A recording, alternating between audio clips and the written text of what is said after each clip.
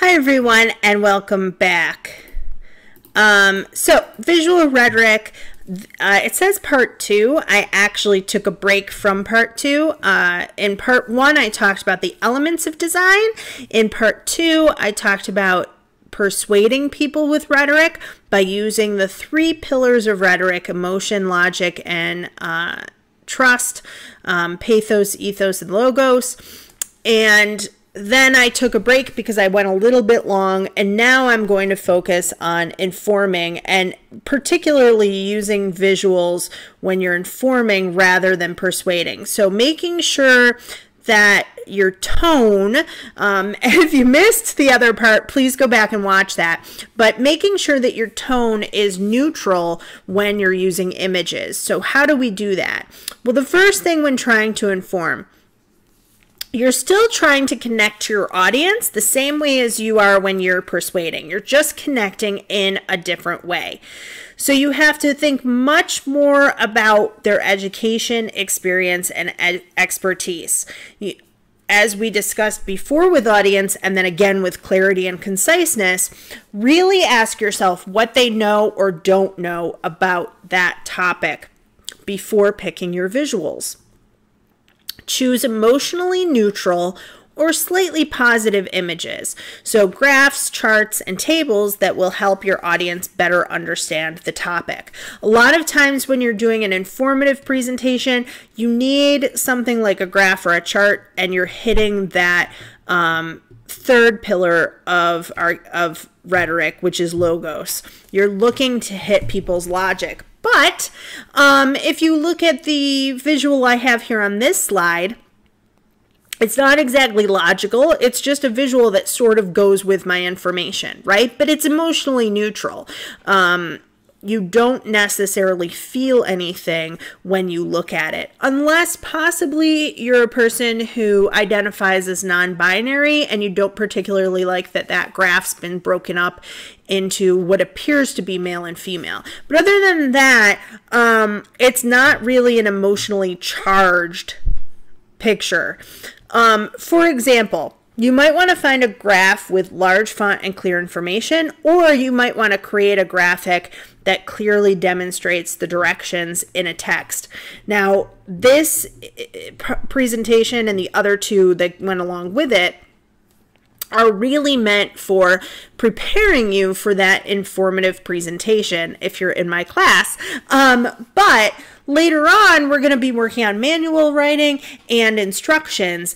And in that instance, you really have to think about what graphics you can create or incorporate to make your instructions more clear. So they're supposed to be illustrating what's going on, not necessarily for our assignment. Don't freak out. You're not going to have to do any drawing, but for some jobs people might have later on. A lot of technical writing jobs, you need to know things like Adobe InDesign and Photoshop and stuff like that. I usually recommend people take a graphic design class after taking my class for tech writing because it can be helpful. So tables. If you're using tables in an informative presentation or a document, tables should be simple. The entire table needs a title. Each column should have a heading. And sometimes you also need subheadings. So what you want to make sure you do is not have too many subheadings, because then it's not as clear. And again, I talked about clarity for a long time, a couple weeks back, and you want to make sure that your information is clear when you're informing, because you're clarifying things, you're helping people to understand them, and then you're teaching them about that subject, right? That's basically what you're doing when you're informing. So here's a good example of a table: cyber attacks and risk mitigation priority. So I would assume that the people looking at this know what botnets are. They know what Trojans are versus phishing, right? And they also know the words mitigation and risk. They understand what that means. So web scrapping has a lower risk, malware has a higher risk, right? Again, I would think about my audience before I did this. Or if it's an audience with a little bit of less expertise, if we're going for that non-specialist audience, I might have described all these terms first and then used the table. That's an easy way to include that information. Here's a table that I think is a little bit harder to read. So table 3, energy production by major source, 1960 to 1980. Well, okay. So it has the year, it's our column header, right? The total production. Then it has the percent production. And then that header is broken up into coal, petroleum, natural gas, and other. Then it also has the sources within the table. I think having the sources, I can understand why they wanted them at the table. If you just had the tiniest bit more white space in between that line and that one right there, just add a little, you know, press enter a couple more times and have it be a little bit below, because the way it's written, it almost looks like it's part of the table, and I think that's one of the reasons I find it confusing to look at. When we take that away, it's not quite as bad. If you had left the percent production out and just had coal, petroleum, natural gas, and other, I think that would have been fine. I don't think you need that percent production. So, or you could have had coal and then like the little percentage sign, petroleum percentage, natural gas percentage, and then other percentage. I think that would have been just as clear, if not better. Oops, it's my slide sorter. All right, so that was tables. Graphs and charts are a little bit different. This is a real graph. The numbers here do not tell the story. It's quite confusing. Here's what we've got. Estimated NDUS cost savings. Okay, so this is actually North Dakota. Cost savings, chart 5. Okay. Cost savings is listed here. Low cost savings, high cost savings, and then number of OER courses. So there's two y-axes. Legislative appropriation, number of OER courses. There's the numbers here. There's actually 3, huh? Here, and then the line here as well.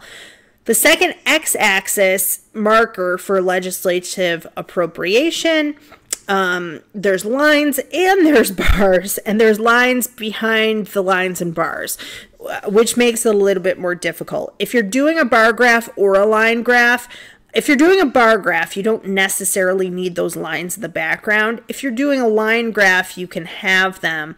But having the number of OER courses plus this, like both of these, it's very confusing to look at visually. It doesn't help to inform your subject, or your audience rather, on the subject. So my tip is to simplify your data. Student savings with OER implementation. Student savings is down here, and then we have these bars. Fall 2015, Fall 2016, and Fall 2017. It's the same information as was on our first slide. The central message here is clear. Students can save money when faculty adopt OER. You don't need the marks on the y-axis or the x-axis for that matter. You don't need the line graph in addition to the bar graph. I don't need to have, like, as we adopted courses, right? I don't need to have that. If I did, though, it would be a lot clearer than it was on the first one. I also don't need the exact figures. The rounded figures are perfectly fine, and that is something to remember if you're doing a presentation. Later on, you might need the exact figures of the details in your report or in the notes for your presentation, right? But you don't need to have them when you're actually presenting it. You also have, because there's no lines, there's a lot more white space. So visually, it gives our brain a break. So I can read 24,000, 250, 400,000. It's a lot more clear. And now I'm like, wow, okay, so a couple of years ago, people saved over 400,000 by implementing open education resources. That's the free textbooks. We have one of them that we're using for this class. OER doesn't always mean free, but it means that it's open. It's not under copyright, so it can be remixed, reused, etc. It can be, I think this is a lot more exciting than looking at the first graph, which was just confusing. And it said cost savings, but I wasn't really sure here who was saving anything, who was saving those costs. So relabeling it can help. In terms of rhetoric, you know, there's not really any, well, there might be a little bit more pathos here by using that student savings, right? That makes me feel happy and joyful and good. I'm really glad students are saving money. So that's a small way to kind of get a little bit of emotion behind the numbers. They're still logical, right? But there's a little bit of emotion with them instead of just saying NDUS savings with OER, which is, you know, robotic and logic alone. The other thing here with the logos is that logically these numbers now make a little bit more sense. They're not quite as confusing. Okay. Moving along, these are graphics that go with instructions. I'm going to give you a minute to take a look at them, or a couple seconds at least. Here's the problem with the first one. The pictures are smaller, so it's giving actually some of the same directions as the other one on the right, but the pictures are quite a bit smaller, or at least they seem smaller. Danger, response, send for help, airway, breathing, CPR, defibrillation. We don't have defibrillation on this one, but I think that might be because I cut it off just for the presentation. I think it was longer. I could be wrong though. Sorry. At any rate, if you speak English, the one on the left is not that bad. Danger, response, send for help, check the airway, breathing, and then CPR. That's the ABCs, airway, breathing, CPR. And then the D is defibrillation. So A, B, C, D, right? I have it all there. The directions here specifically are a little bit smaller as they are on the other one. But, and it does, you know, it is high contrast with the blue and white, but it's the same color through the whole thing. And again, you know, you've got this size of image as opposed to this size of image, right? Quite a bit bigger on the right hand side. The red around the edge of this in that white space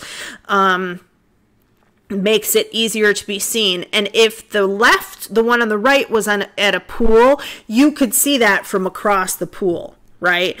If I was at a pool outside, a community pool, I would maybe be able to see this sign. So check to see if unconscious. She's also pointing for help. Open airway, check for breathing. 3, if not breathing, give 2 effective breaths, hand position, and then chest compression. Here we've got the graph of the lungs so that we know exactly where to place our hands, because a lot of times people get injured when they're given CPR, especially on a child. You can crack a rib or a sternum, things like that. So the chest compression and then the breaths are shown here pretty clearly. The difficult thing with the one on the right is that they are numbered, but we are used to reading this way. So unless you read comics or graphic novels like I do, you might not know that you should first look down here and then start here second and then look down, right? So the actual numbering of the process, especially in a crisis situation, could kind of get confusing. However, the visuals here I feel like work better for someone who doesn't speak English. And a lot of times these signs are meant for people of different languages of origin, because that's who's going to be at a pool or in a restaurant or what have you, right? You're going to have people who are different ages, races, ethnicities, languages of origin, and your visuals have to meet the needs of all of those individuals. So think about that when you're doing design, meeting a diverse audience, especially when you're doing informing, and particularly if it's something like this with resuscitation or CPR, or if you're doing a manual safety precautions. Cybersecurity. This is from a course, as the name suggests, about cybersecurity.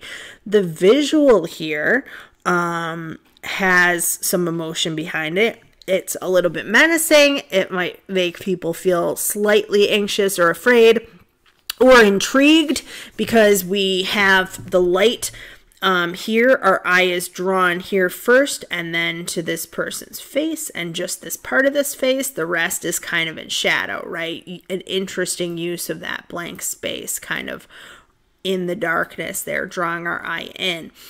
But the problem is that it really well, I guess I shouldn't say the problem. It really depends here on whether this visual would be appropriate or not. Are you trying to get people to sign up for this cybersecurity course because maybe they pay money to sign up for the class, and you're trying to get them to do that by hitting their emotion, making them feel slightly afraid? Oh, why does security matter? How should I best approach it? What are common security threats, right? This visual, again, same information, just a different picture. Cybersecurity, lots of white space in the dark blue here, and our eye is drawn here to the lock, and then the gold on the key as well, and the white, right? So if you wanted to just have a neutral image, this would probably be the one to go with.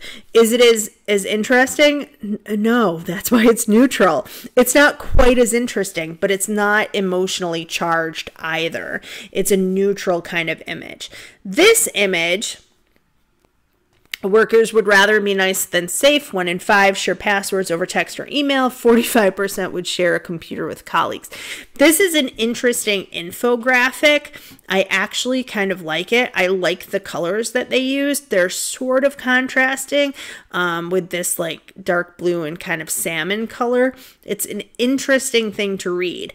I don't think, though, that visually it matches up very well with the text. It isn't that there's not the same information, because there is. As before, we're looking at managing data, why security matters, what security threats are, right? The problem is that there's too much text here. So what I would do if I were this person is I would have this with a neutral image or a visually arresting image like the first one, depending on if I wanted to hit their emotion or just inform them. And then I might have the graphic separately. Or I'd have this graphic just with the title, and I'd cut this text, and maybe if they clicked on it to learn more, then the text would be there. But I wouldn't have the text here and the text here at the same time, because it's too much to read and your eye's drawn over here to the color, and all of this gets ignored anyway. So, things to remember when you're informing people. A very neutral graphic there.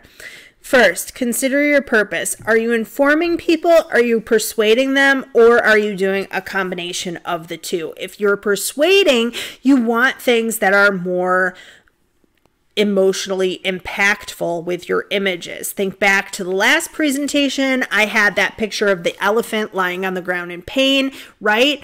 That's much more emotionally hitting than a picture of the circus from the 1800s. But if you're just informing, you really don't want to do that. So both informing and persuading, you have to think about your logos, ethos, and pathos. How can you be logical? How can you be ethical? And how can you be emotionally appropriate for the situation? One of the biggest things with ethics when you're doing writing is being honest and trustworthy, and also having correct grammar. Those are ways that you can show that you're ethical without even getting into other actual arguments of character. Just a plug for good grammar. So use neutral or slightly positive images when informing. Use emotionally stimulating images when you're persuading. Keep your audience in mind. You've heard me say this so many times, and you're probably like, if she talks about audience one more time, I'm gonna go nuts. But your audience is extremely important. So when you're persuading, consider the demographics and the images people might connect with. I showed you pictures before from some social media ads, social media posts that were actually ads dressed up like posts, right? What demographic were they going for? Same thing with the other advertisements. Very specifically, an age group, sometimes people of a certain gender, sometimes people of a certain religion, sometimes people like the advertisement we saw for violence, people of more than one language of origin. So you have to kind of keep those in mind. What would people connect with based on their demographics? When informing, in particular, think about how you can best simplify tables, graphs, and charts. And if you don't know how to do that, I really recommend taking a course on some computer skills so you can better learn how to make graphs in Excel, how to create a chart, how to create a table in a Word document, all of those kind of things. But if you don't have room for that in your program, there's a lot of good videos on YouTube on how to do that. And it actually, once you learn how, it isn't that hard. So that is it. I'm sorry that I created this presentation. It went a little bit long before, and we had 3 presentations instead of 2. But I hope that you learned a little bit something about design. I hope that you learned a little bit something about persuasion. And I hope that you learned how to better use visuals when you're persuading, and then also when you're informing. In the business world, you're going to have a lot of situations where you're just doing informational pieces, and other situations where you're sort of gently persuading. So using visuals can say a lot when you don't want to use words to do direct persuasion. You can kind of persuade people under the table a little bit with some of those visuals. And as long as you have a good design when you're setting those up, it'll help your reader or your audience member or your viewer or whatever the case may be. It'll help them to come onto your side or to understand the topic more if you're informing them. So that's it. I look forward to seeing your presentations, and I will talk to you next time about specific types of professional documents and then specific types of technical documents. So we're moving now into the second portion of our class, past the building blocks and into those specifics. So that's it. If you have any questions, you can always email me or stop by my office. Thanks, guys.